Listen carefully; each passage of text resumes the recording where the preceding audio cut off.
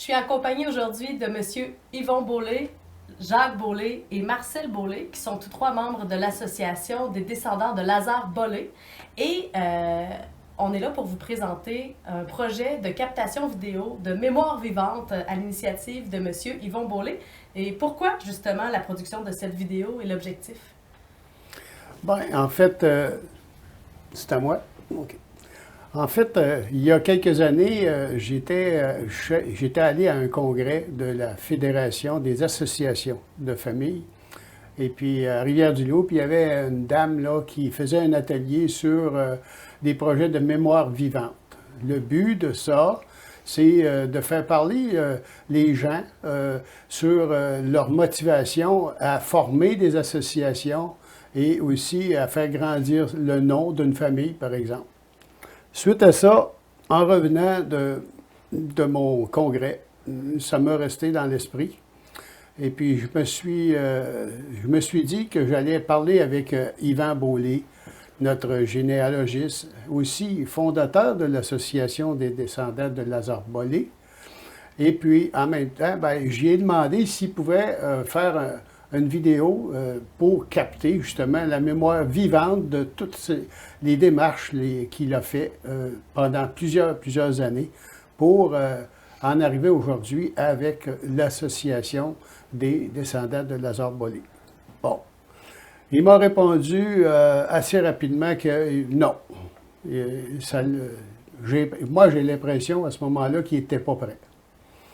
Alors, par la suite, j'ai toujours quand même pensé à ça. J'ai discuté avec lui à quelques reprises. Et puis, l'automne passé, je suis venu le visiter ici, en Abitibi-Témiscamingue. Et puis, finalement, pour me rendre compte qu'il était pas mal plus disposé à ce moment-là de participer à mon projet de vidéo sur la mémoire vivante. Voilà. Monsieur Jacques Beaulé, qui est ici avec nous, c'est un des piliers de l'association. C'est pour cette raison-là qu'on l'a invité. Oui, Jacques, pour faire cette vidéo-là, je pense qu'il fallait penser aux personnes, aux artisans de la première heure. Puis le nom qui est venu à l'esprit, moi, parce qu'il faut dire aussi que dans mon cas, j'ai été président de l'association des descendants de Lazare Beaulé de 2004 à 2010. J'ai été sur le conseil d'administration de cette association-là pendant une vingtaine d'années. Et puis, la personne référence pour moi, quand il s'agissait d'organisation, de toute la gestion, du journal, etc. Mais ma personne ressource était Jacques Beaulé de Rouyn-Noranda et qui, dans le fond, en termes de parenté, c'est le cousin de Yvan Beaulé. En passant, ben, je voulais juste vous dire aussi que moi, Yvon Beaulé, je suis le neveu d'Yvan Beaulé. Alors, je suis de la 8e génération des Beaulé en passant. Alors, je vous introduis Jacques Beaulé parce que je lui ai demandé de nous donner une petite idée, ce qui l'a motivé à travailler pour l'Association des descendants de Lazare.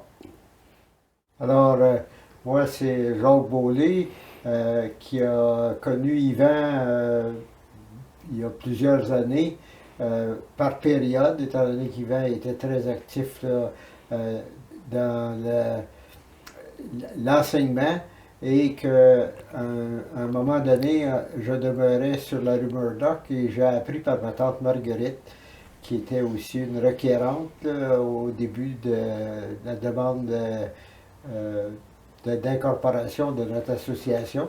Et on restait en face de chez Yvan et Pierrette et leurs deux garçons. Alors, à ce moment-là, il y a eu plus de contacts. C'était en 1963.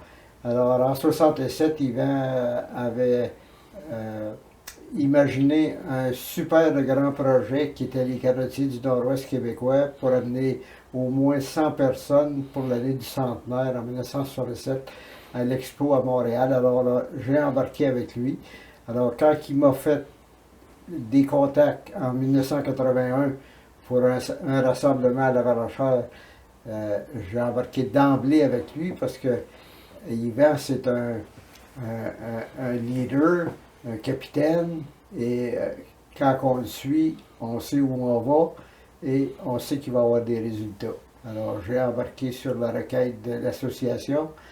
J'ai été sur le premier conseil d'administration en 1991 et j'y suis toujours.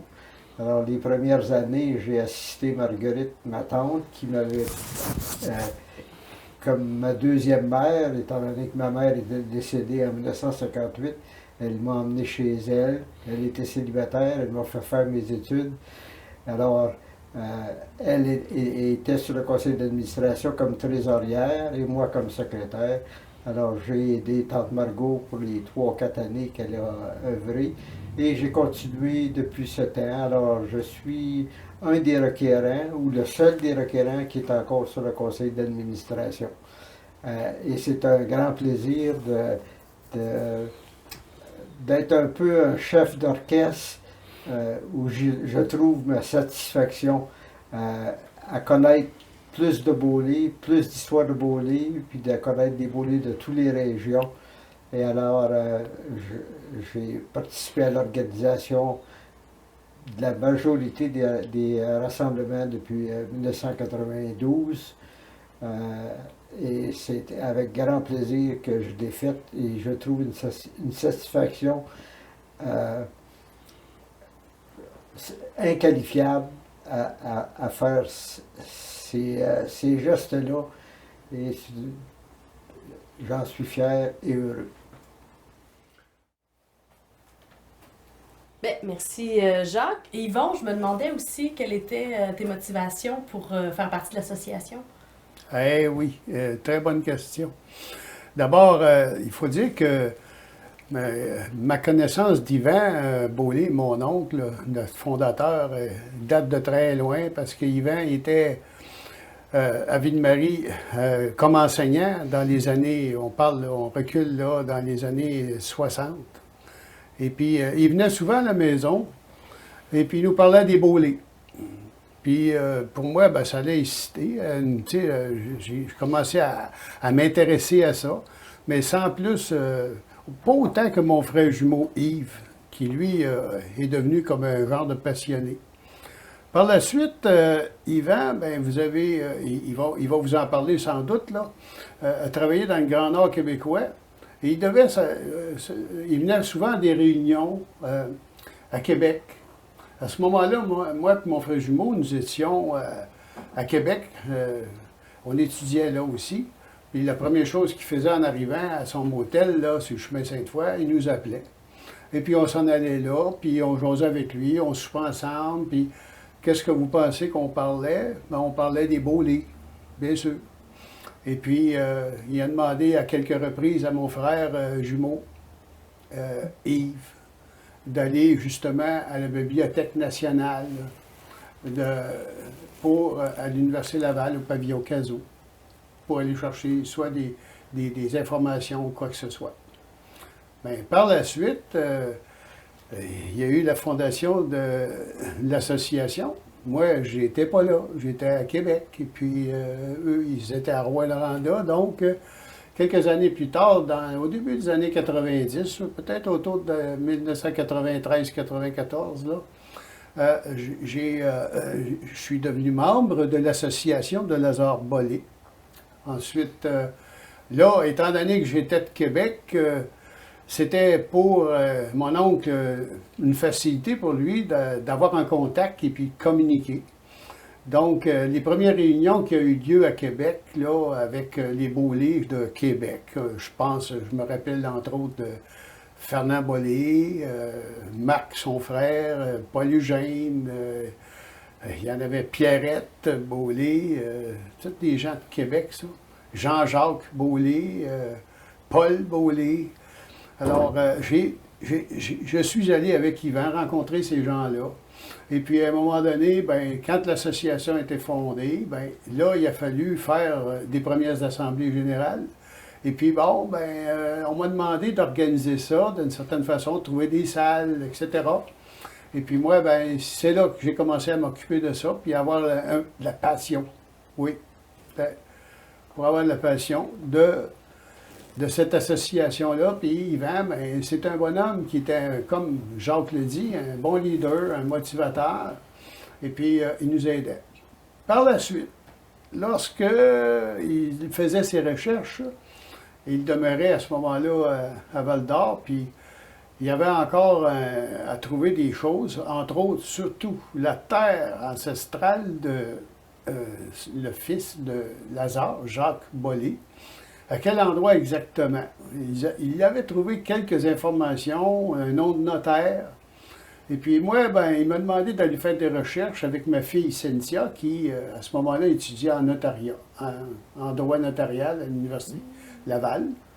Et puis, à tous les samedis, là, on allait passer l'avant-midi au pavillon Cazot, encore aux Archives nationales du Québec. Et puis, on faisait des recherches sous les directives d'Yvan. Et c'est comme ça qu'on a trouvé là, le lieu exact de la terre ancestrale de Jacques Bollé.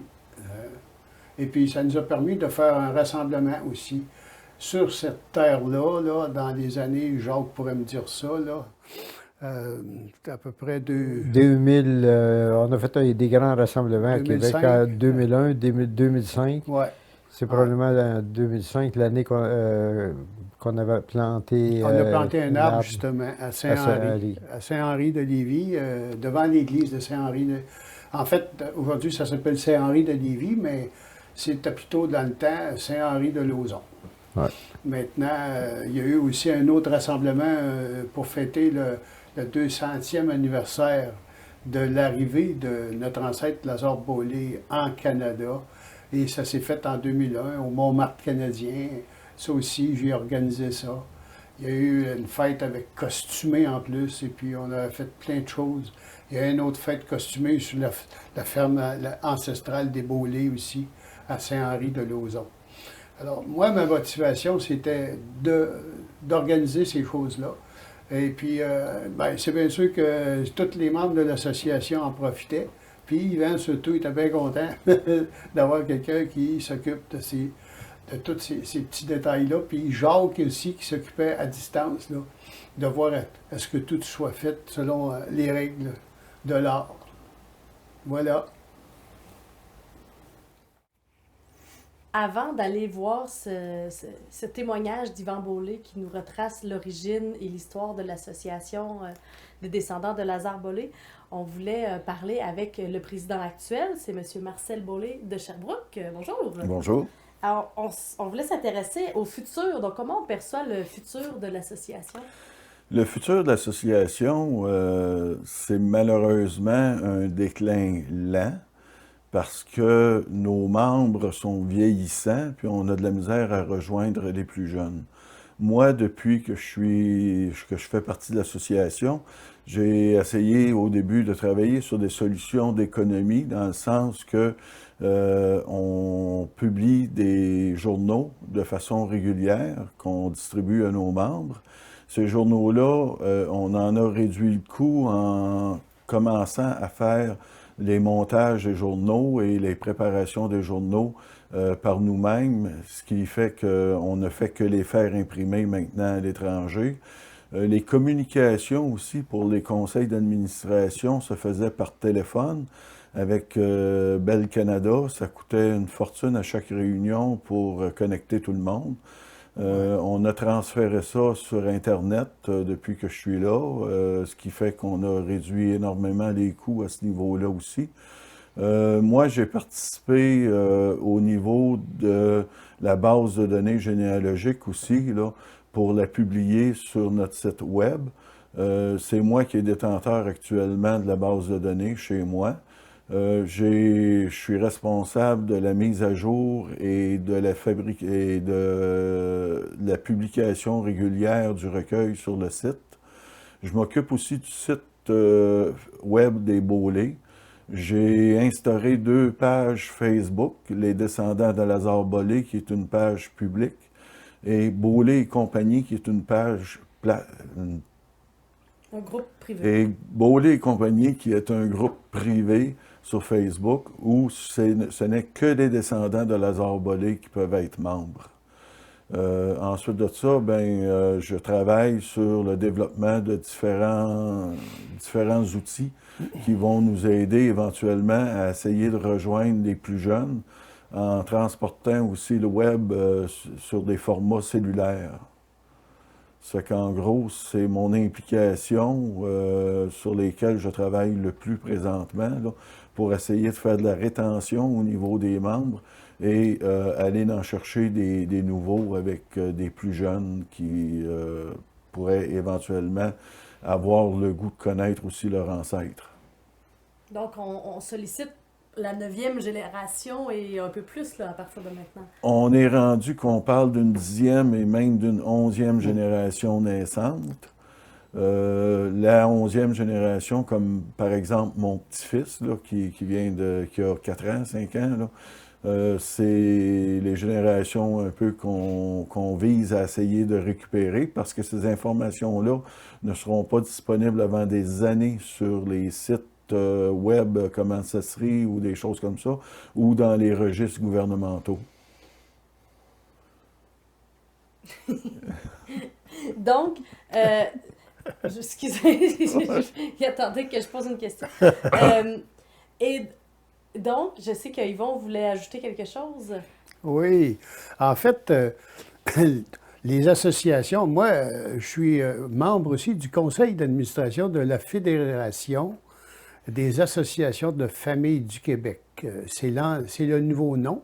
L'ancien nom, c'est Fédération des familles souches. Mais les familles souches, c'est qui, c'est quoi? Hein? Alors, on a changé ça. Maintenant, pour vous donner une idée, là, en 1984, la Fédération comptait 4 associations membres. En 1984. En 89, en 91 environ, 91, lorsque l'Association des Beaulais est devenue membre de la Fédération, il y avait à ce moment-là environ une centaine d'associations. Donc, on a eu une période au Québec là, qu'on pourrait appeler les baby boomers qui ont décidé d'aller voir leurs ancêtres puis de connaître leurs ancêtres. Et ça a fait que dans les années 90, on est monté jusqu'à 185 associations de familles. Mais depuis un certain temps, comme Marcel, notre président, en parle, c'est qu'il y a une décroissance. Et la décroissance, c'est pas vraiment nous qui sommes responsables, c'est que de moins en moins de gens s'intéressent. Il y a aussi le fait qu'il y a beaucoup de personnes âgées qui décèdent. Ils ne sont pas remplacés par des plus jeunes. Maintenant, les plus jeunes, on parle de la génération X, hein? Eux autres, ils tapent sur Internet beaulais.qc.ca, puis ils ont beaucoup d'informations disponibles. Alors, pour eux, ils n'ont pas besoin de faire de recherche. Alors, les artisans des premières heures, finalement, c'est toutes nous autres, les baby boomers. Alors, ça a fait qu'aujourd'hui, là, la Fédération compte environ, la dernière semaine que j'ai regardé, là, environ 85 associations de familles. Il va s'en rajouter quelques-unes, là, mais quand même pour l'année 2022. Alors, tout ça pour vous dire que on est conscient de ça, mais il faut penser au futur. Puis, notre association, les Beaulais d'Amérique, l'association de descendants de Lazare, eux, nous autres, on est capable de faire quand même un futur plus florissant avec notre site Internet. Et puis là, bien, Marcel, avec les gens qui vont l'aider, dans le futur, on va être en mesure, d'abord, cette vidéo-là qu'on produit aujourd'hui, de la mettre sur notre site Web, et puis de la diffuser aussi à tous nos membres actuels, et aussi à nos membres futurs. Et s'il y a moins de membres futurs, au moins les futurs Beaulais, là, ou les descendants de ces Beaulais-là, vont pouvoir visionner dans les années plus tard. Ils vont être capables de voir s'ils cherchent leurs descendants, leurs ancêtres, en pitonnant sur Internet, puis en cherchant le mot Beaulais, ils vont tomber sur notre association. Alors ça, c'est la raison pour laquelle ce projet-là, aujourd'hui, de vidéo, fait partie justement du futur, de la mémoire vivante de notre association. Et en passant, je peux vous dire une chose, là, pour avoir vu plusieurs associations opérer, là, l'association des descendants de Lazare Bollé, avec leur conseil d'administration actuel, n'ont rien envié à personne d'autres associations dans la province de Québec. Ça, je peux vous le dire en connaissance de cause. Alors, moi, j'aimerais ça, moi, en terminant, dire merci à tous ces gens-là, ces artisans-là qui ont opéré pendant plusieurs années à rendre vivante l'association des Bollé. Puis ça, c'est bien, bien important. Parce qu'il y a des gens là-dedans qui ont travaillé dans... Tu sais, on les voit pas. Tu sais, dans le fond, c'est des gens qui sont là, travaillent dans... Comment je pourrais dire? Dans l'ombre, c'est ça, hein, dans l'ombre. Et puis, c'est des gens extraordinaires. Donc, grâce à eux, bon, l'association des Bollé continue et continuera. Et j'espère qu'on va devenir sur Facebook ou sur Internet une association qui va être visionnée de façon régulière. Merci à tous ces gens. Et sans plus tarder maintenant, c'est le moment de visionner cette vidéo avec M. Yvan Bollé qui nous raconte l'origine de l'association et surtout toutes les recherches généalogiques qu'il a fait au courant de sa vie. Et pourquoi on existe aujourd'hui. Voilà.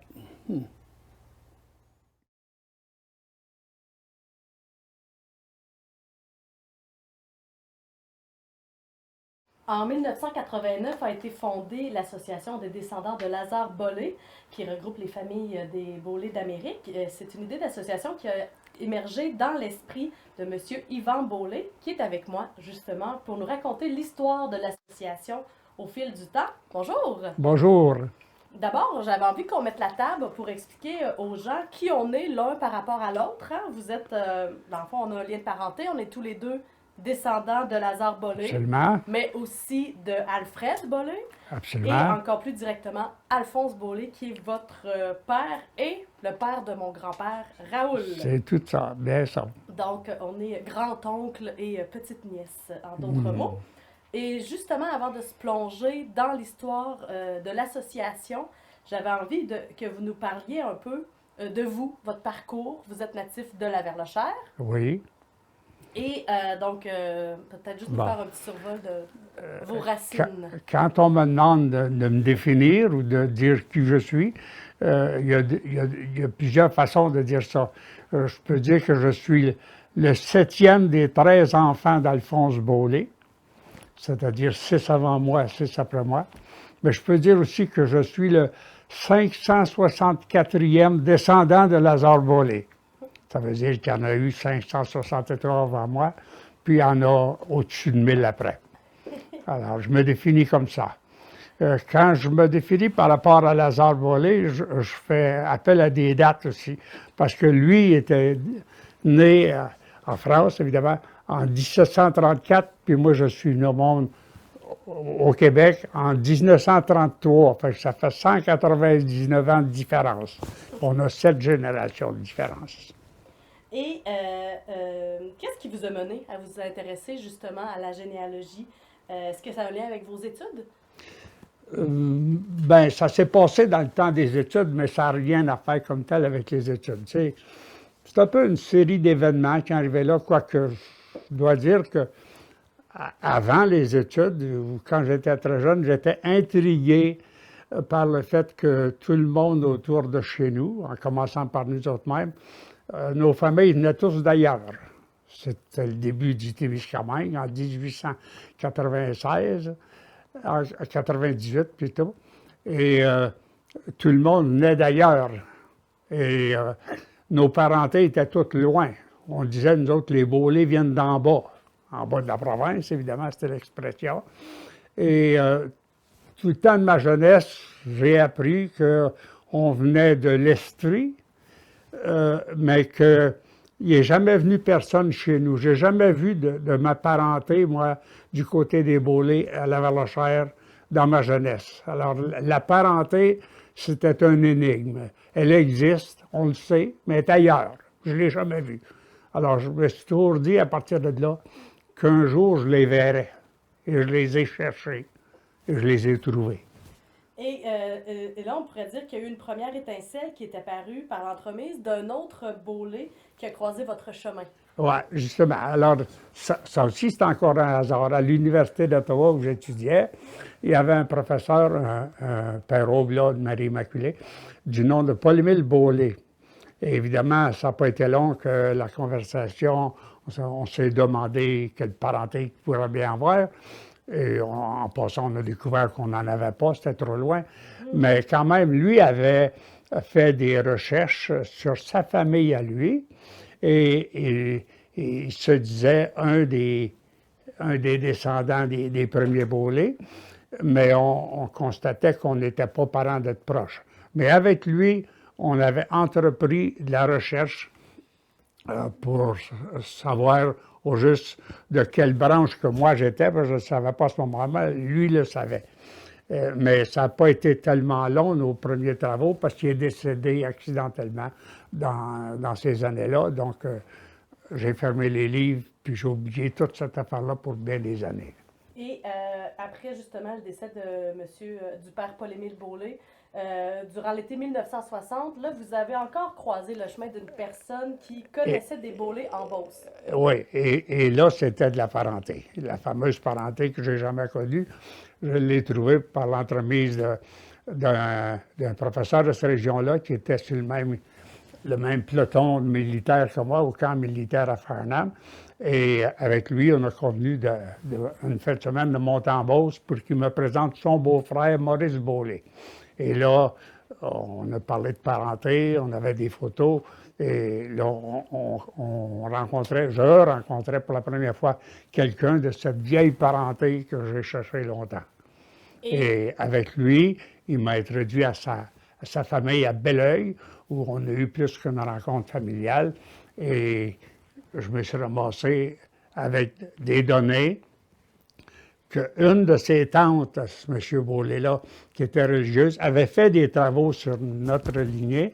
Et là, je découvrais que j'étais un descendant de Jean-Baptiste Beaulé, le frère de Jacques Beaulé, qui était le père de mon ancien professeur. Alors là, je faisais la connexion. Mais je n'ai jamais pu en parler, il n'existait plus. Mais je voyais pour la première fois comment moi je me rattachais à l'ancêtre. Donc ça, c'était une tante de... C'est une tante de Maurice Beaulé, une religieuse, qui avait fait des recherches sur nos familles. Et que c'est par ça que j'apprenais ma lignée à moi. Après ces deux rencontres, donc on peut dire que ça a tracé le chemin vers votre quête généalogique. Toutes des hasards. Toutes des hasards. Là, le projet a pris une petite pause d'une vingtaine d'années. Pourquoi? Oui. Disons que dans ces années-là, ma famille, moi et ma femme et les enfants, on a décidé d'aller faire de l'enseignement dans le Nord. Alors, c'était pas la place pour faire des recherches de Beaulé. Alors, j'ai fermé toute cette histoire de recherche-là. Ça a tombé on a mis ça, comme on dit, sur la glace, quitte à y revenir plus tard. Ouais. Et au retour de la baie du Tisson, là, on était rendu dans les années 78, 79 et 80. Là, vous avez repris vos recherches parce que votre travail vous a amené à proximité, justement, là, de facilité pour reprendre vos recherches. Quand on parle de recherche, il faut dire qu'à ce moment-là, les ressources pour faire des recherches généalogiques n'existaient pas en Abitibi-Témiscamingue. La Bibliothèque nationale, les archives nationales plutôt, n'étaient pas décentralisées comme ils sont aujourd'hui à Rouyn-Noranda. Alors, si on voulait faire des recherches aux archives nationales où était centralisée toute la documentation des paroisses, tout ça, fallait aller à Québec ou à Montréal ou à la Société généalogie de Sherbrooke. C'était les trois seules places. Et à ce moment-là,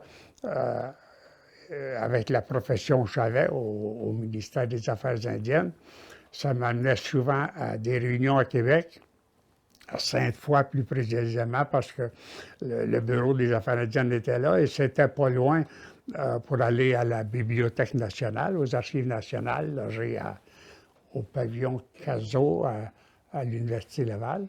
Et la bibliothèque était ouverte le soir, fait que ça me permettait d'aller faire des recherches. Et là, c'était un peu plus méthodique, c'est-à-dire, fallait savoir qui on recherchait.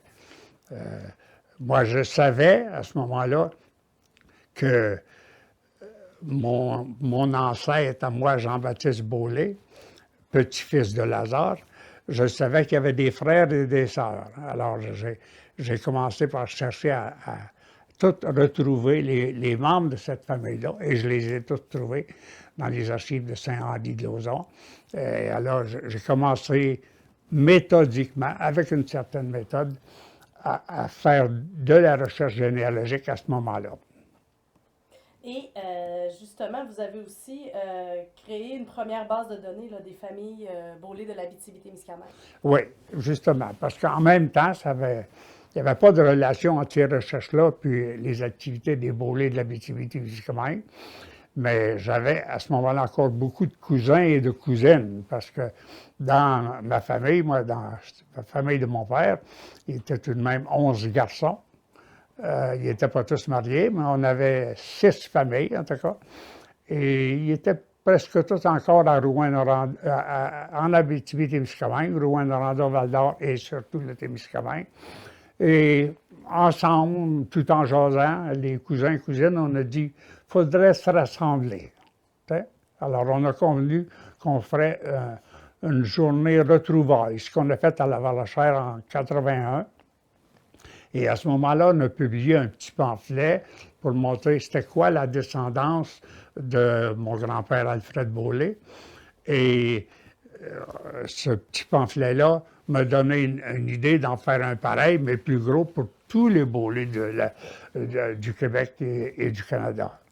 Puis justement, là, le grand rassemblement des descendants d'Alfred Beaulé et Adèle Gosselin, sa femme, c'était vos grands-parents. Mais on ne pourrait pas dire que c'est une anecdote, mais l'élément déclencheur, c'est entre autres Georgette et Marguerite lors de funérailles. C'est ça, ils avaient dit aux autres, comment ça se fait qu'on se voit juste quand il y a des funérailles? Moi, j'avais répondu, c'est parce que on s'en organise pas d'autres réunions, faisons-en une. Alors, direct là, on a convenu qu'on en ferait une. Alors, moi, j'avais des cousins et des cousines dans 6 familles.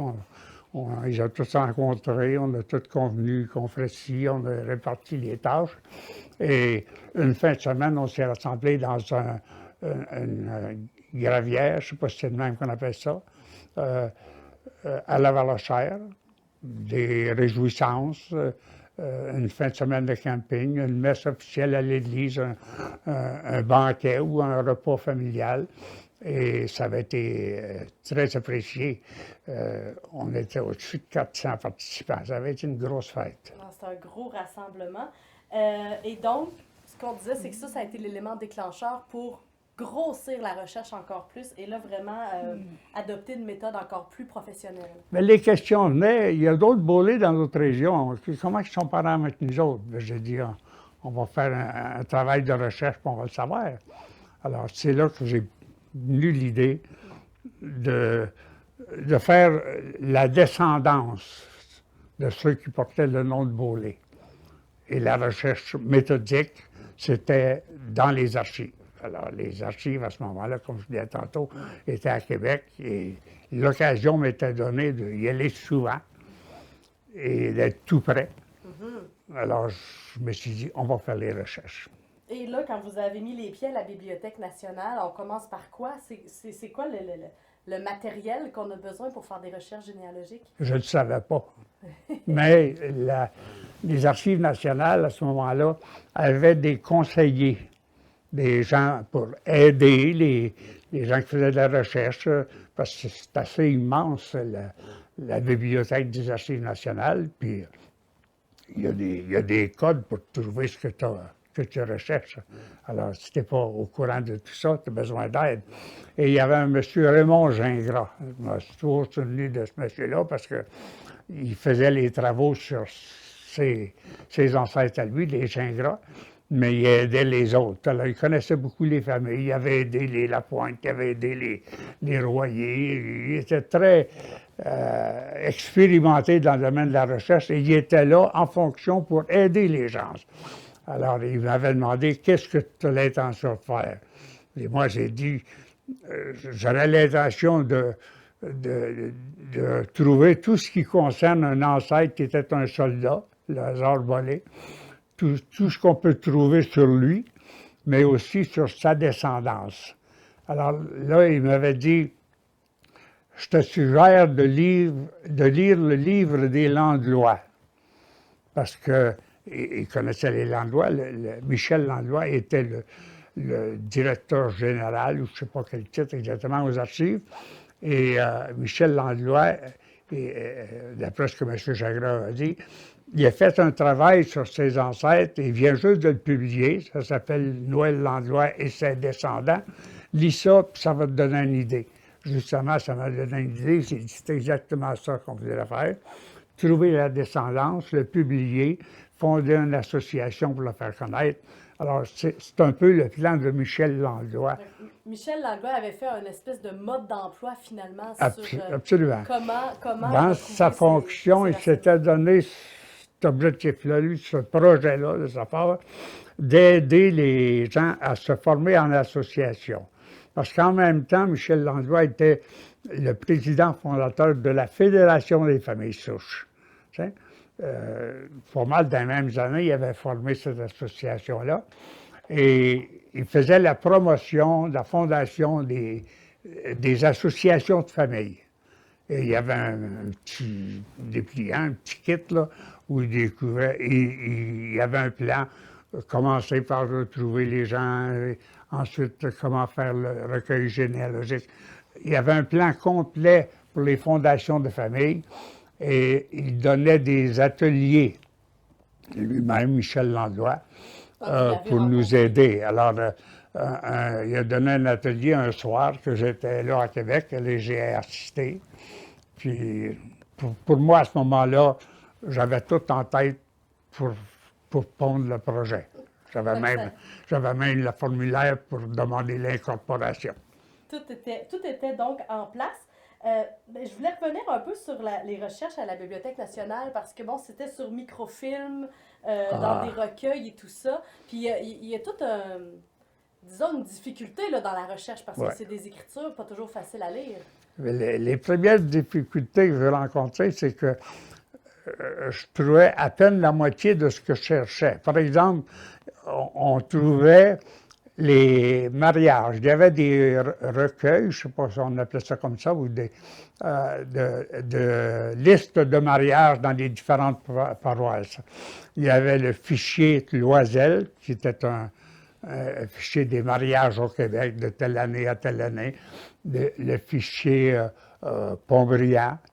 Mais tous ces fichiers-là, c'est juste des mariages, alors ça ne me permettait pas de compléter les familles parce que les gens qui ne s'étaient pas mariés, les religieux, les religieuses, les enfants décédés en bas âge qui n'étaient pas là, c'était des mariages.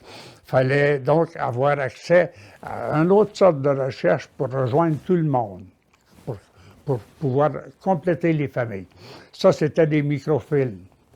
Le microfilm, c'est un film, c'est-à-dire que c'est un négatif. Il faut que tu le vois dans une machine où le négatif est projeté sur ton écran et, disons, c'est facile, mais ce qui était difficile, c'est que c'était de très mauvaise qualité quant à la lecture et ça n'améliorait pas les écritures mal faites des curés des paroisses.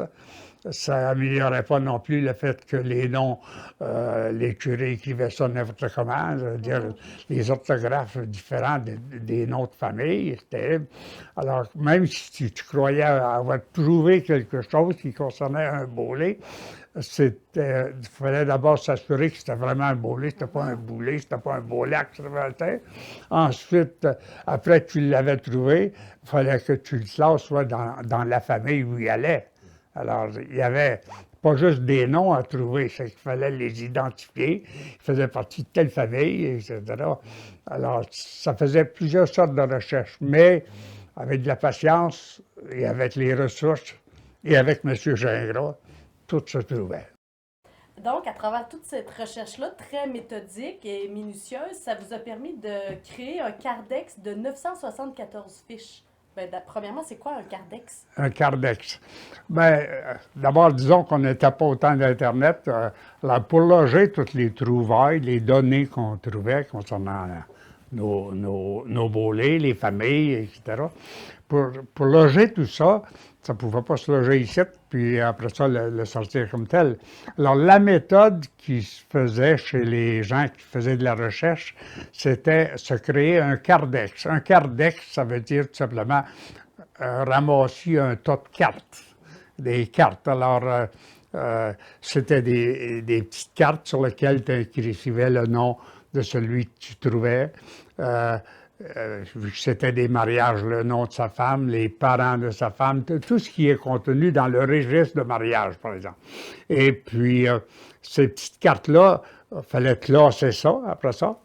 Et on choisissait, parce que c'était la méthode suggérée encore par les recherchistes, M. Gingras et autres, c'était de les classer par génération.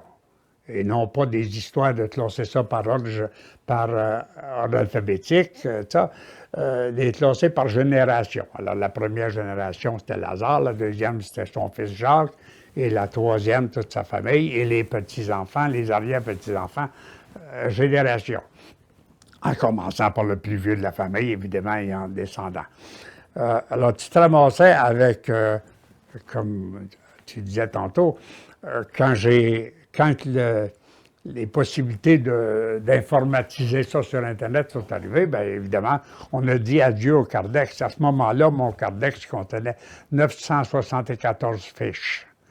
Et ça allait tout simplement jusqu'à la 7e génération. Aujourd'hui, notre recueil va plus loin que ça, mais dans ce temps-là, allait jusque-là. 974, ça ne voulait pas dire que je les avais toutes trouvées à ce moment-là. Il me manquait passablement les bolets américains que j'ai pu trouver par après. Mais au moment où j'ai abandonné mon cardex, j'en avais 974. Et ce cardex-là a été numérisé par la suite? A été numérisé par la suite.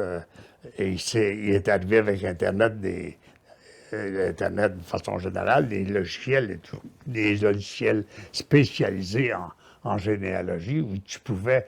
Dans le fond, c'est une répétition du cardex, mais le truc pour passer d'une génération à l'autre ou d'une famille à l'autre, c'est évidemment plus facile avec un clic qu'avec une petite boîte de 974 fiches à chercher. Et quand ça vient le temps d'aller à la bibliothèque aussi, il y en avait qui, dans leur recherche, apportaient le petit boîtier métallique dans lequel les cartes étaient. Bien, quand tu demeures à 600 000, à 1000 km de la bibliothèque, traîner toujours cette boîte métallique-là, ça aurait été compliqué. Alors, il fallait prendre les notes dans un cahier, puis quand tu étais rendu chez vous, remettre ça sur une carte. C'était de l'ouvrage. Ben oui, un travail de moine, hein, comme on dit. Absolument. Donc là, après avoir fait tout ce travail-là de cardex et tout, et après avoir rencontré M. Langlois qui vous a donné l'idée de créer une association, on se situe à peu près en 1984. Oui. C'est l'année de ma naissance, d'ailleurs. Quelles ont été les étapes préparatoires là, avant d'officialiser l'association? Bien, la méthode de M. Langlois suggérait que si tu veux former une association d'une famille, bien, trouve-la la famille. Alors, à ce moment-là, il fallait tenter de communiquer avec les familles Bollé, les trouver, et puis leur donner l'idée de se rassembler sous forme d'association et tout ça. Et là, c'est plus les bibliothèques, ça veut dire ça, prendre les téléphones, puis rejoindre du monde, puis que tu connais pas, puis que tu t'annonces, puis tu lances l'idée qu'une association de Bollé, tu sais. Alors, c'était les premiers contacts, les recherches, non plus dans des bibliothèques, mais les recherches dans les bottins téléphoniques, puis tenter d'en rejoindre, tu sais. Et puis, au départ, ce qui est intéressant aussi, c'est que vous pensiez que l'association devrait être dans le secteur de Québec. Pourquoi? Bien, d'abord, je dois dire que je savais qu'un groupe de Beaulais de Québec, qui était de la famille de mon ancien professeur, là, leur père, Pierre-Zéphirin Beaulais, était une grosse famille de Beaulais à Québec et qui était connu, il était reconnu, le monsieur, pour être le président fondateur du Congrès des travailleurs catholiques du Canada, qui est devenu la CSN. Alors, il en était le fondateur, lui, Pierre-Zéphirin Beaulais. Et eux autres, les descendants de Pierre-Zéphirin, à un moment donné, ils ont fait un cahier de toute la descendance de Zéphirin Beaulais. Ils ont fait une sorte de réunion retrouvailles où il y a un grand rassemblement. J'étais tout au courant de ça par un Beaulais de Québec qui me l'avait raconté. Alors, je trouvais qu'eux autres avaient une sorte d'expérience là-dedans, puis qu'ils pourraient, si on lançait l'idée de former une association puis faire des plus grands rassemblements, bien, vu qu'ils ont l'expérience, tu sais, ça revenait à eux autres. Alors, j'en ai rencontré souvent à Québec, ce que j'appelais mes poteaux, c'est-à-dire des différentes familles, et je trouvais ceux-là, je pourrais nommer Paul Beaulais, Paul-Émile Beaulais, Paul-Eugène Beaulais, Pierrette Beaulais, Marc Beaulais, c'était toute la même famille, ça, qui avait organisé le fameux rassemblement. Je me disais, ils ont de l'expérience, s'ils voulaient partir l'association. Puis Québec, pour moi, c'était le centre des associations de famille. Il y en existait d'autres, ils étaient tous à Québec. Puis pour moi, une association familiale qui n'était pas dans un centre important comme Québec, qui était dans une région éloignée comme l'Abitibi-Témiscamingue, on aurait eu plus de difficultés à rejoindre tout le monde. Alors, dans ma tête, à ce moment-là, ça devait être le groupe de Québec qui devait partir l'association. Mais comme résultat, c'est que personne de ces gens-là ont osé accepter le défi, parce qu'ils disaient, on ne les connaît pas, les Beaulais du Québec. Ils ne savaient même pas qu'il y en avait en Abitibi-Témiscamingue. Je vais faire une farce, c'est-à-dire, il aurait fallu d'abord leur enseigner d'où c'était l'Abitibi-Témiscamingue avant de les renseigner sur les familles Beaulais. Alors, j'ai vite compris que je passerais mon temps et je perdrais mon temps. Alors qu'il fallait prendre un autre truc, développer un autre plan. Tu sais. Et c'est là que, en pensant que nous autres ici, on avait fait un rassemblement en 81, puis que j'avais déjà un bon groupe de poteaux dans ma propre parenté, que ce serait plus facile de les convaincre eux autres et le faire nous autres, quitte à introduire par la suite des membres de ces groupements de Beaulais-là des différentes régions dans notre conseil d'administration. Parce que pour former l'association, c'est juste une question de demander une incorporation de compagnie. Et les requérants, ça peut être n'importe qui, mais c'est ce qu'on a fait. Donc, il y a eu 9 requérants, tous de l'Abitibi-Témiscamingue, qui se sont rencontrés. Je peux les nommer, c'est tout de ma parenté. Marguerite Beaulais, Georgette Beaulais-Murphy, Arwan Aranda, Jacques Beaulais, qui est ici présent, qui lui aussi était parmi les requérants. Mon cousin Marcel, ma sœur Thérèse de Val-d'Or, Ghislain Beaulais, un petit cousin de Malartic, ensuite deux de mes neveux et nièces, Chantal Beaulais, puis Laurier Beaulais. Alors, et moi-même. Et ça a pris à peine quelques mois, puis on a reçu l'incorporation. L'association était formée. Et donc, l'incorporation qui est arrivée le 2 février 1990, est-ce qu'on pourrait dire que c'est la date anniversaire de l'association? Oui, mais nous autres, on a toujours pris comme date d'anniversaire la réunion qu'on avait tenue pour signer la demande d'incorporation. C'était novembre, début novembre, peut-être. 89. Et les membres fondateurs ont hésité entre 2 noms pour l'association. C'était quoi ces 2 noms-là? Bien, on pouvait appeler ça, comme bien des familles s'appelait, l'Association des familles Beaulais d'Amérique, parce qu'il y en a aux États-Unis. Le mot Association de familles Beaulais, comme il y avait l'Association des familles Landlois, comme bien du monde. Mais quand notre ancêtre ne porte pas le même nom ou le même travers que nous autres, il nous aurait fallu expliquer pourquoi que notre nom n'existait pas chez les ancêtres, mais c'est un nom qui a été transformé. Alors, on a plutôt appelé ça les descendants de Lazare Beaulé incorporé. Parce que c'était plus inclusif, parce que l'association regroupe pas rien que des Beaulé. On a toutes les filles, les Madame Beaulé qui se sont mariées avec d'autres patronymes, sont autant descendants, nous autres, des Bergerons, des Côtés.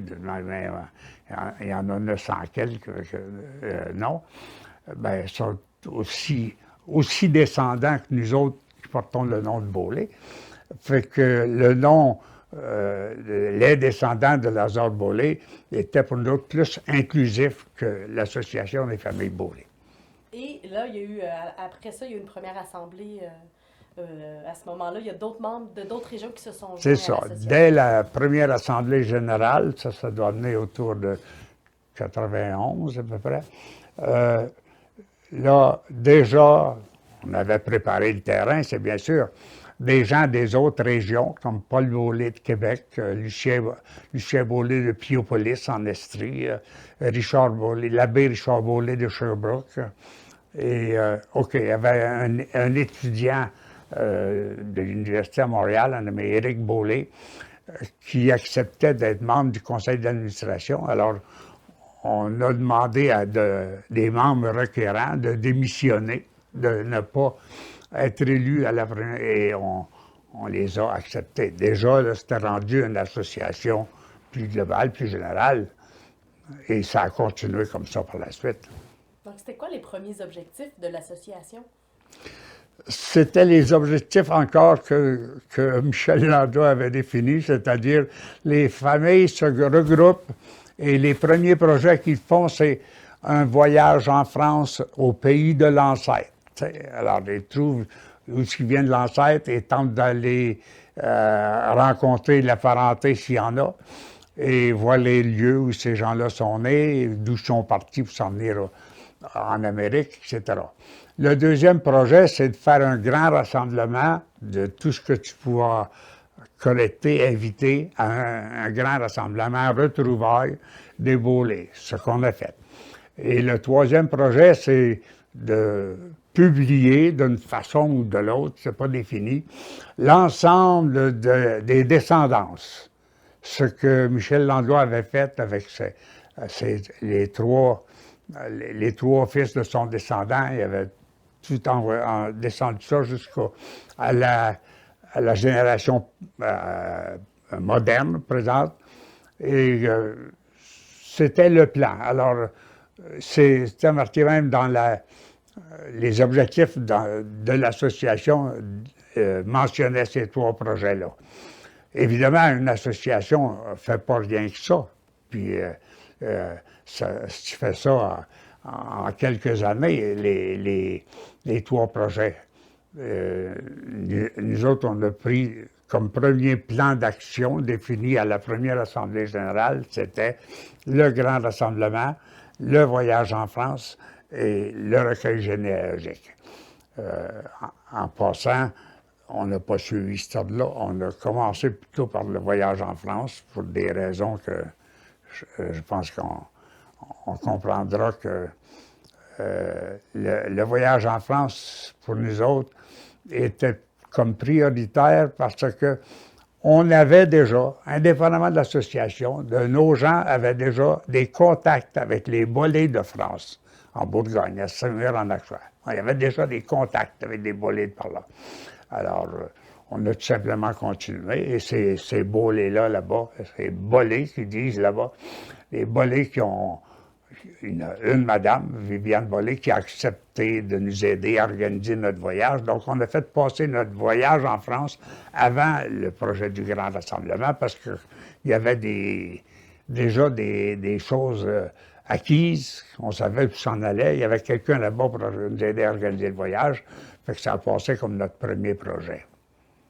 Je vais juste... Est-ce que le micro, il frotte son micro? Moi, je le vois. Non, c'est bon? OK, parfait. Un peu, je vais retrouver le fil de ma question. Là. J'avais Vous parlez que vous avez retrouvé des bolets en France, en Bourgogne. Ça s'est fait comment, ça, les premiers contacts avec cette famille-là? Bien, ça s'est fait sur plusieurs années, mais on va essayer de faire ça un peu court. Lucien Bollé de Piopolis, un petit cousin très loin à nous autres, que je connaissais, il avait participé à un congrès intergouvernemental en tant que maire de la municipalité régionale de sa région. Le congrès, il a dit au maire de Semur, il a raconté ça au maire de Semur-en-Auxois. Et le maire de Semur-en-Auxois, il dit, bien justement, dans la municipalité régionale de Semur, il y a un maire d'un village qui s'appelait Magny-la-Ville, c'est un bolé. C'est peut-être parent avec vous autres. Alors, Lucien a contacté et est allé le visiter. Et il a rencontré son fils, Rémi. Et sans savoir s'il y a de la parenté avec ces bolets-là, du moins, ça a fait un contact et ça s'est maintenu. Quelques années après, mon frère Fernand allait en France, alors il dit « Donne-nous donc l'adresse des bolets que lui a rencontrés. » Alors, on avait les adresses. Mon frère, avec son groupe, sont allés et ils les ont rencontrés. Ensuite, le troisième voyage, c'était nous autres mêmes, moi puis mon cousin Marcel Bollé avec nos épouses. On a décidé, nous aussi, qu'on irait voir les bolets en France, alors on est allé. On a appris plus sur leur famille, parce qu'au début, on connaissait juste Rémi Bollé. On a appris sur sa famille, qui avait 2 sœurs, Janine et Viviane. Et justement, une année après, Viviane Bollé Meslay, parce qu'elle est mariée avec un Meslay, son fils, Fabien, projetait de faire un voyage au Canada. Alors, elle m'a demandé, tout ça se faisait par correspondance à ce moment-là, parce qu'on n'avait pas l'Internet. Elle m'a demandé si je pouvais aider à organiser son voyage. Ce que j'ai fait. Il est venu avec sa sœur, avec sa cousine plutôt, et une autre étudiante, et j'ai fait avec eux autres une tournée des bolets de la Abitibi-Témiscamingue à Montréal, à Piopolis. On est même allé jusqu'à Lewiston, au Maine, où on était invité à une rencontre des bolets de Lewiston. Les bolets de Lewiston, oui. Et puis, la même Madame Viviane, pour me remercier d'avoir aidé à l'organisation du voyage de son garçon, elle m'a dit « Je vais faire les recherches généalogiques pour voir si on est parents avant. » Alors, elle, aux archives départementales de Dijon, de la Côte-d'Or, elle a fait les recherches et elle a trouvé qu'on était de la même lignée, eux autres et nous autres. T'sais. Et à partir de là, elle s'offrait, parce qu'on est allé la rencontrer, elle m'a montré ses grands tableaux généalogiques, on se comprenait très bien. Et quand j'ai dit qu'on voulait venir à un voyage de groupe, elle a dit « Bon, ben quand? » Alors, on s'est entendu pour l'année suivante, en 1994. Et elle a fait tout le travail pour nous autres là-bas, pour rencontrer les autorités de la ville de Semur, pour rencontrer les autorités de la basilique où Lazare Bollé, notre ancêtre, avait été baptisé, et pour visiter un vieux cimetière où les ancêtres de Lazare étaient. Elle a tout fait ça. Alors, c'est tout ça qui était prêt. Elle nous a fait un programme qui convenait, et on a fait passer le voyage comme étant le premier projet. Il y avait des choses de prêtes. Donc, le voyage s'est présenté de lui-même. Il était tout oui. bien organisé. Donc là, il y a combien de bolets qui sont allés en Bourgogne pour ce grand voyage? On était 26. C'était pas le nombre que, disons, les compagnies d'organisation de voyages de groupe préféraient des groupes de 40, mais comme on commençait, nous autres, ça faisait à peine quelques années, on n'a pas été capable de grouper une quarantaine de personnes, on était 26. Mais le nombre n'a pas d'importance, on dirait si la qualité est là, c'était des gens tout intéressés. Et par leur appréciation du voyage, comment ils ont aimé le voyage, on peut dire que on avait atteint notre objectif, c'est-à-dire aller visiter les lieux d'où venait l'ancêtre et laissé là des signes de quelque chose. Alors, à la réception au conseil municipal de Saumur-en-Auxois, qui nous avait fait une réception officielle avec un petit vin et tout, on a laissé, un de nos membres avait fait fabriquer en bois, une sculpture en bois d'une fleur de lys québécoise et qu'on a donné, qui a été donnée au conseil municipal et il doit être encore accroché, je ne sais pas, je ne peux pas vérifier, il doit être encore accroché à la salle du conseil municipal de Saumur-en-Auxois, un don de l'association. On a laissé aussi une plaque commémorative du baptême de notre ancêtre Lazare Beaulé dans les fonds baptismaux de la collégiale, l'église collégiale de Saumur-en-Auxois. Il est encore là. Il y a nos gens qui sont allés le visiter. Ils l'ont visité. On a laissé comme ça, bien, évidemment, il y a eu des reportages sur les journaux là-bas. On a laissé là-bas une très bonne impression, parce que ces gens-là sont toujours surpris de savoir qu'on connaît, qu'on sait, qu'on a pris les moyens de savoir d'où venaient nos ancêtres et qu'on va rencontrer les lieux. Alors, c'était un voyage très, très chaleureux, très apprécié. Donc, c'était plus qu'une simple visite de lieu, c'est qu'il y a eu des rencontres. C'était plus que ça. C'est que la majorité, la grande majorité, peut-être la totalité des associations, quand ils vont sur les lieux de l'origine de leur ancêtre, là, ont de la difficulté à trouver des preuves comme quoi leur ancêtre vient de là, sinon des inscriptions dans les cimetières, des choses comme ça. Tandis que nous autres, notre voyage de groupe, c'était qu'on allait rencontrer, disons-le clairement, même si c'était de la vieille parenté, c'était tout de même de la parenté. Et donc là, 1 an plus tard, après ce voyage très riche, il y a eu aussi le fameux grand rassemblement. Absolument. Le grand rassemblement que toutes les associations faisaient avait un peu comme objectif, non pas juste que les gens se rencontrent, se connaissent, fassent connaissance, avait aussi de visiter des lieux. Alors, nos ancêtres ne sont pas tous venus en même temps, ne sont pas tous venus à la même place. Alors, il existe encore des lieux où ils ont vécu, où ils se sont mariés. Alors, nous autres, le grand rassemblement, qui a groupé au-dessus de 300 participants, en plus justement de faire connaissance, on a visité la cathédrale, la basilique de Québec, là où Lazare Beaulé s'était marié. Là aussi, le président de ce temps-là, Paul Beaulé de Québec, a fait faire une plaque qui a été installée dans la sacristie de la basilique de Québec pour commémorer ça.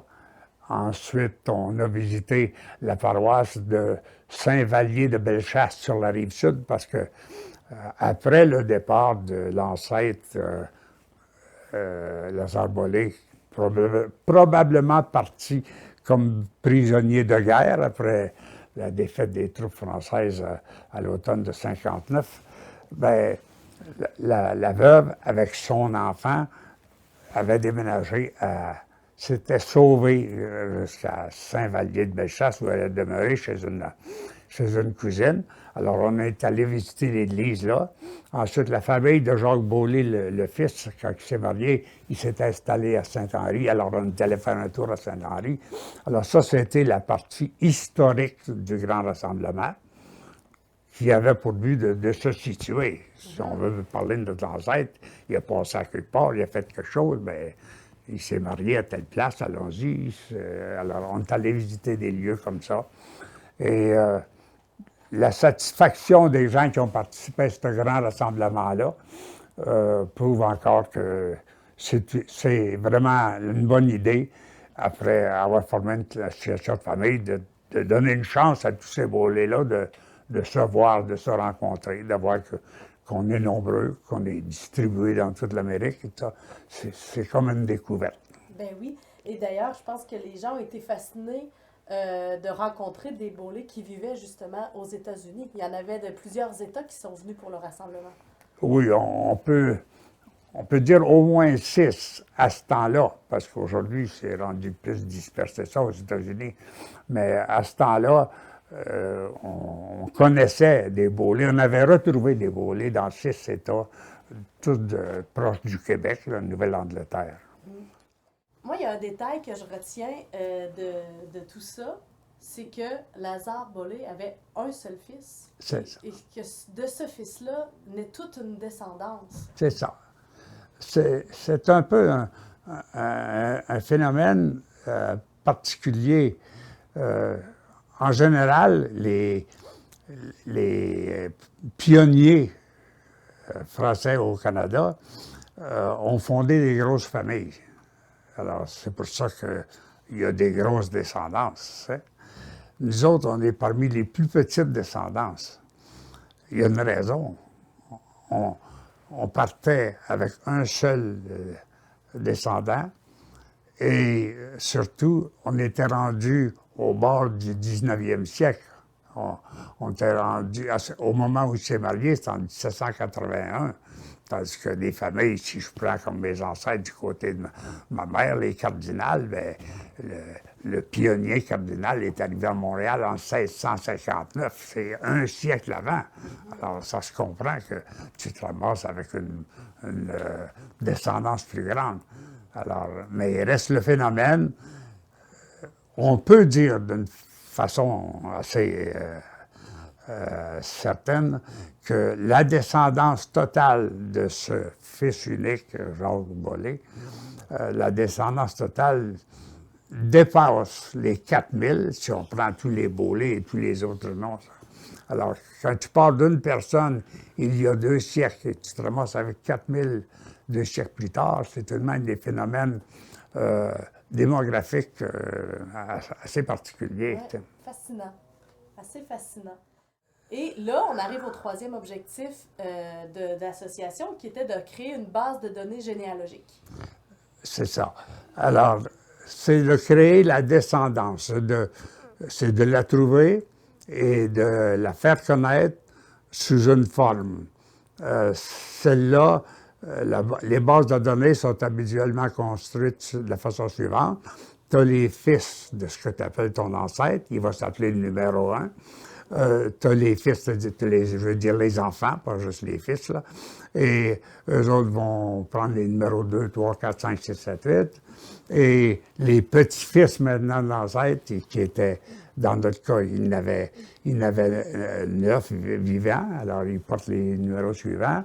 Et les petits-fils vont continuer le numérotage, c'est de 1 jusqu'au bout, toujours par génération. Donc, on y va on commence avec la première génération. L'ancêtre s'appelle le numéro 1. Lazare Et Bollé. tout se descend après ça. Et là, il y a différentes façons de le faire parce qu'il y en a qui ont fait ça encore plus complet. Ils ont donné en même temps la descendance de tous ceux qui ne portaient pas le nom de Bollé, mais un autre patronyme. C'est de Mme Bollé mariée avec un Bergeron. Alors, ils ont fait la descendance Bergeron. Pas tous les Bergerons, juste les Bergerons qui ont une Mme Bollé comme mère.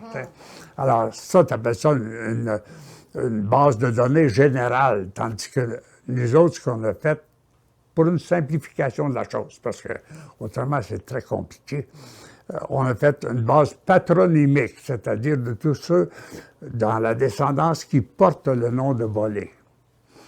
Les enfants, supposons, les enfants des Madame Bollé, appelons-les comme ça, qui a marié une Bergeron, un Turgeon, un côté, etc. Les enfants sont là. Mais les enfants des enfants n'y sont pas. On a arrêté là. Alors, on appelle ça une base patronymique.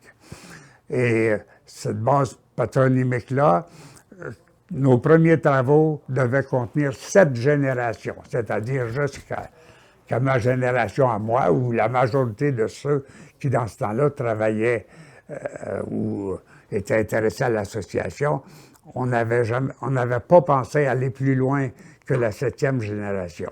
Et c'est cette base-là de la 7e génération, quand je disais tantôt qu'on avait 974 cartes dans le Cardex, c'était jusqu'à la 7e génération.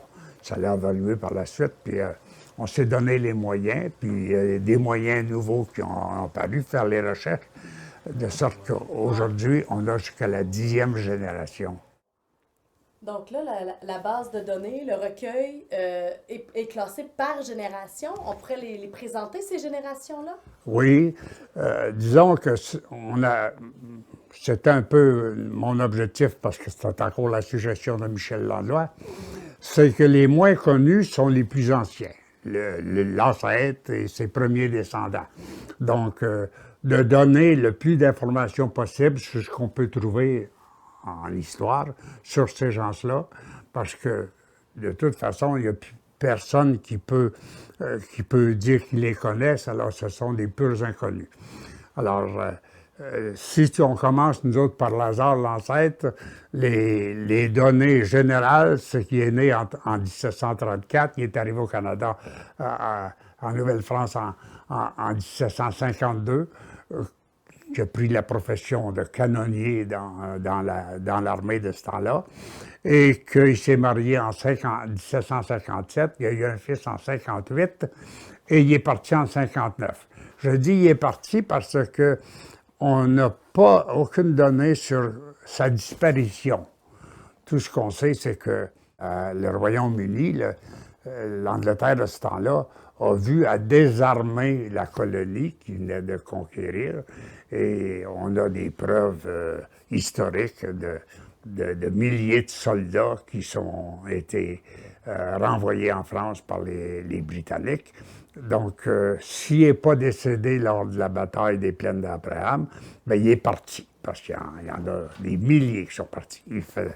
Et on n'a jamais su rien sur lui, excepté que par la suite, sa femme, toujours ici avec son enfant, elle a souvent été marraine à la paroisse où elle restait à Saint-Vallier, et elle est toujours dite épouse de Lazare Bollé, ce qu'on suppose qu'il n'est pas décédé parce qu'on dit qu'il est épouse. C'est tout simplement en 1781, au mariage de son fils, qu'il est dit fils de feu Lazare Bollé. Donc on dit en 81, il était décédé. Ou quand, on ne sait pas. Il y a des suppositions, mais j'aime mieux ne pas les mentionner parce que ce qui n'est pas prouvé historiquement, on ne peut pas le prendre pour des certitudes. Ça. On fait juste croire qu'il aurait fait partie des prisonniers, donc il serait retourné en France. Ça, c'est l'histoire résumée. Ça fait qu'il était au Québec, au Canada, seulement pendant 6 ans. Alors, on dit qu'il est l'ancêtre, mais celui qu'on devrait dire, notre vrai ancêtre, ça devrait être son fils, parce que lui est né au pays ici. Il est tout de même de naissance française, parce qu'il est né au temps de la Nouvelle-France, en 1758. Et c'est lui qui a fondé une famille ici, une famille complète. Il était venu au monde en 58. Les premières traces qu'on peut voir de lui, c'est qu'il aurait, à la paroisse où il demeurait, il aurait été témoin à un mariage d'un ami. Donc, ça nous certifie au moins qu'en 1778, il demeurait à Saint-Vallier-de-Bellechasse. Il s'est marié en 1781 et il est devenu cultivateur sur une ferme qu'il avait achetée à Saint-Henri-d'Ozon, et il a toujours vécu là. Il a élevé toute sa famille là. 12 enfants, dont 7 qui ont vécu. Et lui-même, Jacques, est décédé là en 1832. Mais il était devenu veuf, lui ci en 1803. Et c'est pas sa femme qui a élevé cette famille-là, c'est sa mère, Marie Lantlu, qui il a hébergé, lui, après son mariage. La grand-mère est restée là, c'est la grand-mère Marie Lantlu qui est restée là. Disons que ce serait correct pour Marie Lantlu si on disait un mot aussi de sa famille à elle. Oui. C'était qui, Marie Lantlu? Marie Lantlu, c'était de naissance canadienne, parce qu'elle était venue au monde au pays, quoique ses parents venaient de Belgique. C'était une Belge. Et il n'existe plus de Lantlu en Amérique, du moins pas de ce groupe-là, même s'il y en a d'autres qui pourraient être venus après, mais il n'y en a pas au Canada. Et la seule parenté qu'on pourrait dire qu'on a encore du côté des ancêtres, c'est des Chandonnais. Parce que la mère Marie Lantlu, c'était Élisabeth Chandonnet. Alors, il existe encore en Amérique, au Québec surtout, des Chandonnais. On l'écrit de différentes façons. Et c'est la seule famille, les Chandonnais, qui pourrait avoir une certaine parenté avec les Beaulais au Canada. Les Chandonnais, du côté de Marie Lantlu. Les autres parents qu'on pourrait avoir, c'est qu'une des Lantlu, Geneviève Lantlu, la sœur à Marie, a marié un M. Fontaine à Montréal et ils ont eu des enfants. Donc, il y a des Fontaines à quelque part qui auraient encore une certaine parenté avec nous autres du côté gauche, comme on pourrait dire, mais c'est les seules parentés qu'on a. Les Lantlu, il n'y en a plus. Donc, je disais, Jacques Beaulieu a élevé à Saint-Henri-de-Lévis une famille de 9 enfants. Jacques étant le plus vieux, il est venu au monde tout de suite l'année après le mariage, en 1782. Il est décédé en 1864. Il a marié une Mme Simoneau et ils ont élevé 13 enfants. Ensuite, le deuxième, c'était Alexandre Beaulieu, qui, lui, était maçon, surtout. Et il était né en 83 et il a eu une famille de 13 enfants. Mais il y en a eu rien que 3 de vivants. Il y a eu 10 décès. Les décès, mortalité infantile, dans ce temps-là, étaient très nombreux. Alors, il y en a eu 3. Et du côté des 3, il y a juste une fille qui s'est mariée avec un monsieur Aymon. Donc, il y a juste des Aymon qui sont parents avec nous autres. Et un monsieur Aymon a déjà contacté, il y a quelques années, avec nous autres. Il nous a aidé à faire la descendance de Delphine Beaulieu, la fille d'Alexandre. Ensuite, Rosalie Beaulieu, la première des filles, s'est mariée avec un monsieur Côté. Elle a eu un de ses fils qui a été curé à Saint-Henri. Il a fait un prêtre, et puis son fils a été curé à Saint-Henri. Curieusement, cette Madame Rosalie Beaulieu est enterrée en dessous de l'église à Cap-Santé. Quand elle était veuve, elle est devenue ménagère d'un curé à Cap-Saint-Ignace, excuse, sur le bord du fleuve, et elle est enterrée sous l'église, là. Ensuite, le quatrième enfant était Joseph Beaulieu, qui était cultivateur à Québec, mais on ne sait pas juste dans quelle région. Il a marié une veuve qui avait déjà des enfants, donc il a élevé 2 familles, pour un total de 8 à peu près. Et là, on arrive à Jean-Baptiste Beaulieu, qui est le nôtre, notre lignée à nous autres, qui a aujourd'hui la plus grosse descendance des Beaulieu. En passant, les Beaulieu des États-Unis sont presque tous des descendants de Jean-Baptiste. Les Beaulieu dispersés au Canada, c'est presque tous des descendants de Jean-Baptiste. C'est-à-dire, le premier groupe, quand je parlais de Jacques Beaulieu, le premier fils, ils ont plutôt toujours demeuré dans la région de Québec, les environs. T'sais. Tandis que Jean-Baptiste, c'est ceux qui sont les plus distribués en Amérique. Ensuite, il y a eu Antoine Beaulieu, qui était célibataire et qui est parti de Québec. Lui, il est décédé à Sainte-Marguerite de Blairfindie, dans la région de d'Iberville, parce que son grand-père Boulay avait déménagé dans ce coin-là. On peut supposer qu'il est allé demeurer chez son grand-père. Ensuite, Marguerite Beaulieu, la première Marguerite était décédée. La deuxième a marié M. Turgeon de Lévis. Donc, il y a des Turgeons à quelque part qui ont des Beaulieu parmi les ancêtres. Ensuite, la dernière, Agnès Beaulieu, s'est mariée assez vieille, assez âgée, celle-là. Et c'était en Lobinière. Alors, quand elle est partie de chez eux, elle n'y avait aucune personne de parenté comme témoin. Elle s'est mariée assez âgée aussi. Celle-là, elle a de particulier que dans son registre de mariage, elle est dite la fille de Lazare Beaulieu. Et en histoire, dans notre histoire, nous autres, il y a une version qui dit que Lazare avait eu 2 enfants, Jacques, qu'on connaît, et Agnès, à cause de cette erreur-là d'inscription. Et dans le fond, c'est parce que son père, Jacques Bollé, à la fin de sa vie, il se faisait appeler Lazare Bollé. Parce qu'il y avait, comme Jacques, il y avait lui-même, il y avait son fils, puis il y avait un petit-fils. Alors, c'est sans doute pour ça qu'il a pris le nom de Lazare, et ça l'a embêté un historien qui a écrit un livre sur les descendants des pionniers francophones au Québec, qui dit de Lazare qu'il a eu 2 fils, 2 enfants, et qui ont demeuré tous sur la rive sud, incluant Lazare, parce que lui a conclu que quand dans les livres de Saint-Henri, on dit à propos de Marie Lantlu, épouse de Lazare Bollé, il a supposé que Lazare Bollé était là. Nous autres, on a supposé qu'il était parti. Alors ça, c'est l'histoire de la première famille. Et évidemment, ceux-là, c'est la 4e génération qui suit. La 4e génération avait ceci de particulier. Sans doute à cause d'épidémies de je ne sais pas quelle, il y en a eu plusieurs dans le passé, il y a eu 27 garçons dans la 4e génération et 27 filles.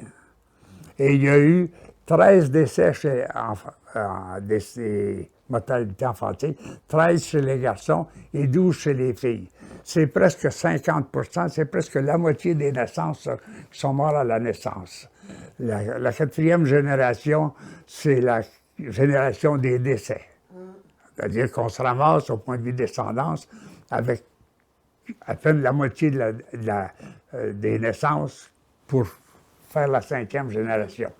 Et si je pense à des épidémies de quelque sorte à ce moment-là, c'est parce que la 5e génération est plus normale. Il n'y a pas eu autant de mortalité. Alors, il y a eu quelque chose dans cette génération-là. Ça se situe dans les années 1830 à 1850 à peu près. Et les historiens, pas les historiens des Bollé, mais les historiens parlent d'épidémies dans cette période-là. Alors, ça semble être général chez toutes les familles. La 5e génération et la 6e, je les groupe ensemble, moi, parce que je l'ai appelé les générations de la dispersion. Qui se sont Parce propagés. que là, qu'on était habitué d'avoir des Bollé à Québec, la région de Québec, et la région de l'Estrie autour de Lambton, où il y avait la famille de Jean-Baptiste Bollé. Là, c'était l'immigration, surtout vers les États-Unis. C'est au moins, on pourrait dire, au moins 14 familles qui, dans ces 2 générations-là, sont déménagées aux États-Unis. On pourrait dire 15, parce que curieusement, il y en a une famille, dont le monsieur Honoré Bollé Senior. Il est né, il a déménagé aux États-Unis, s'est marié aux États-Unis, plus exactement à Southbridge, Massachusetts, et qui est revenu avec un de ses enfants, le seul qui a vécu, Honoré Bollé Junior, qui est revenu au Québec. Donc, celui-là était américain et est revenu au Québec. C'est le seul. Alors, au moins 14 familles, je dis bien familles parce que c'est tous des gens qui ont parti vers les États-Unis et qui avaient famille, ou bien ils l'avaient lors du déménagement, ou bien ils l'ont fondé aux États-Unis et ont fondé des familles. Je crois ne pas me tromper beaucoup si je dis que au début de la 10e génération, c'est-à-dire l'an 2000 à peu près, il y a près de 25%, ça veut dire près du quart des Bollé, au total, qui sont des Américains. Parce que là-bas, on a continué à avoir des grosses familles, du moins les premières années du déménagement. Alors, ça surprend un peu quand on dit que la descendance est nombreuse, etc.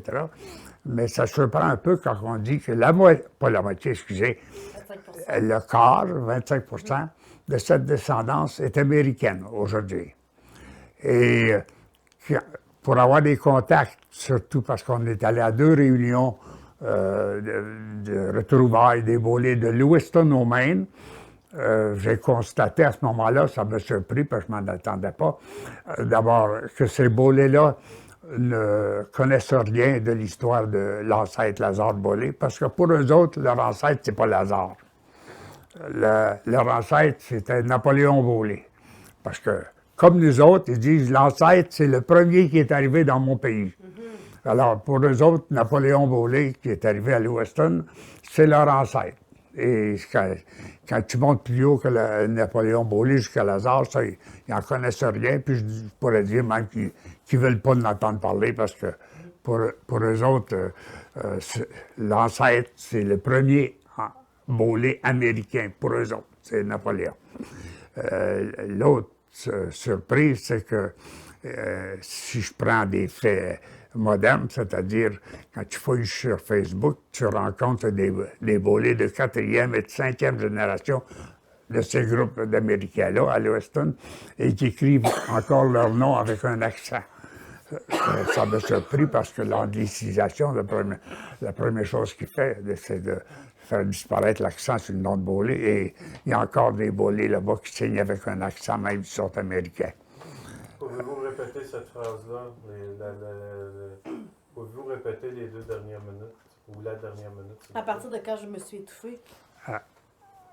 Juste répéter l'histoire des accents. OK.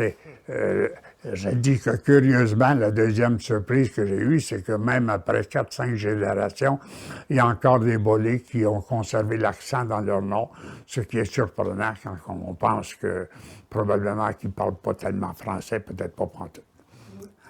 Donc les Beaulais, excusez.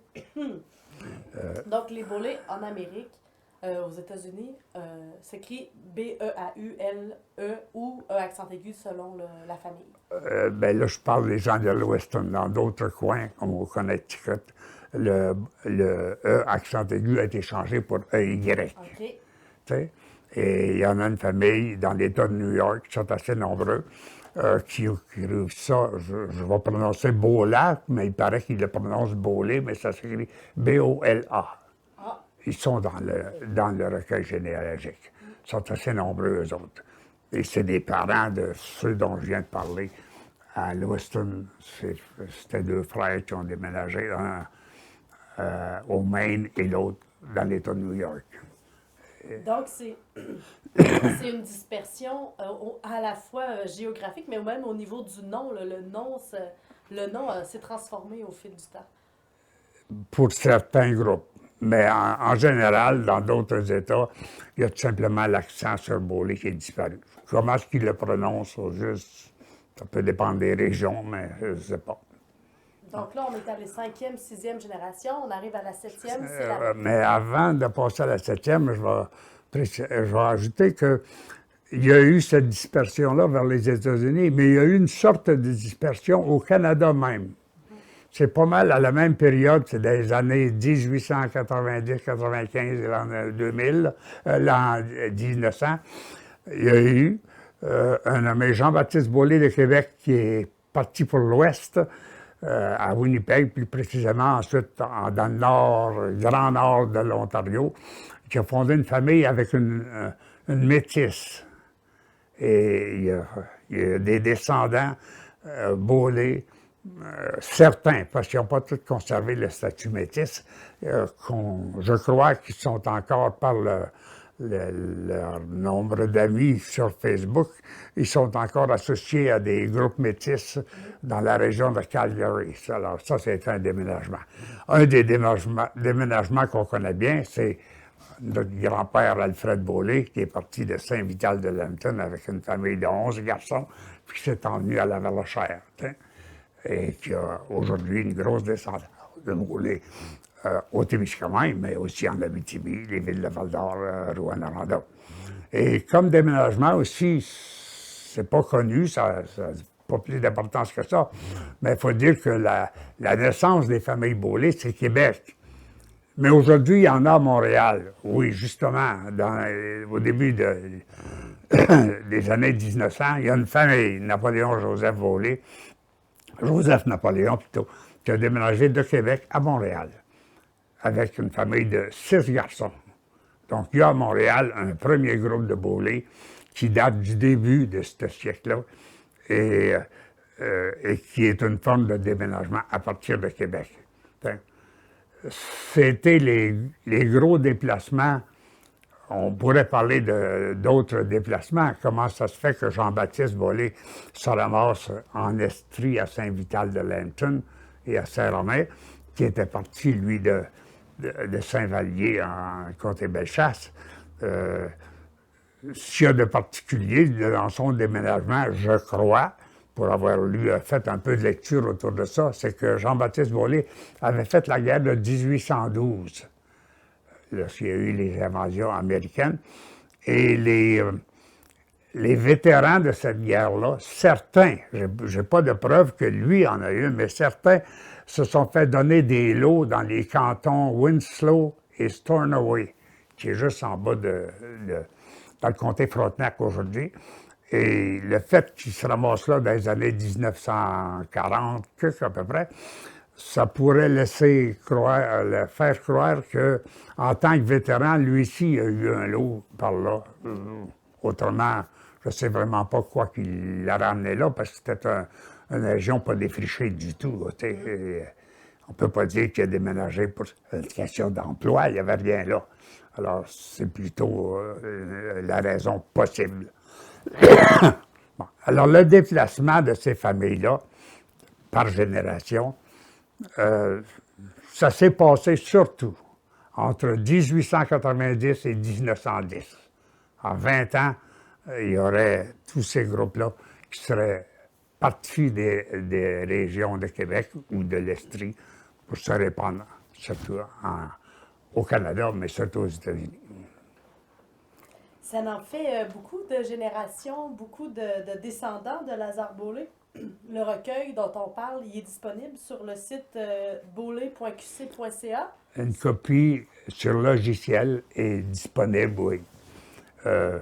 Et elle continue d'être mise à jour par le président actuel qui l'a mis là et qui voit à la mettre à jour les ajouts, les corrections. Excusez. Et donc, on serait rendu au mot de la fin. Voulez-vous prendre un peu d'eau avant? Oui. Ça fait beaucoup de descendants, beaucoup d'histoires aussi à travers tout ça. J'aurais envie de conclure en vous demandant, à travers vos recherches, à travers tout ça, qu'est-ce que c'est pour vous la descendance? C'est une bonne question. C'est quoi une descendance? C'est où l'importance d'une descendance? Moi, je me suis fait toutes sortes d'imageries concernant ça. On dit qu'on aime bien remonter jusqu'à nos ancêtres et de trouver des choses où il a appartenu, par exemple sa maison s'il y en avait une ferme s'il y en avait une, tu sais. Mais dans notre cas de notre ancêtre, nous autres qui étions au pays à peine 6 ans, si on cherchait ses traces, parce qu'il a combattu dans des forts à l'autre bout des États-Unis, on ne trouvera jamais ses traces. Si on cherchait sa maison, on ne la trouvera jamais parce qu'il n'a probablement jamais eu. Alors, qu'est-ce qui nous resterait, comme dire, c'est du patrimoine, ça appartenait à notre ancêtre, ça, on n'a rien. Alors, Lazare Beaulais, tout ce qu'il a laissé au pays, la seule chose qu'il a laissé au pays, c'est sa descendance. Il y a eu un fils. On pourrait dire que c'était son héritage. La seule chose qu'il a eu, c'est un fils et il nous l'a laissé. Et ce fils-là a fait une descendance. Alors pour moi, la descendance, c'est le patrimoine. Parce qu'on n'a pas d'autre chose de Lazare, on a juste, nous autres, la descendance. Tu sais. Mais à ce moment-là, comme on prend partout toutes sortes d'initiatives pour préserver le patrimoine, pour entretenir le patrimoine, bien pour nous autres, le patrimoine, c'est la descendance. Alors, quand on travaille dedans, j'ai pas l'impression que c'est quelque chose d'abstrait, j'ai quelque chose de concret qui existe, qu'on peut trouver, qu'on peut voir, qu'on peut nommer, qu'on peut rencontrer. Alors, c'est un peu dans cet esprit-là, moi, que j'ai j'ai travaillé dans la descendance parce que pour moi, c'était le seul héritage qu'on avait de Lazare. Et parmi les projets que l'association aura menés après qu'elle ait été créée, ou parmi les projets personnels que je me suis donné par rapport à cette entreprise-là de fonder une association, le projet le plus qui m'a tenu à cœur, c'est de m'assurer qu'on connaît sa descendance, qu'on le connaît le mieux possible et que c'est la seule chose de Lazare qui va continuer à être présente en Amérique pour le restant des générations. C'est l'importance que j'ai donnée à la descendance.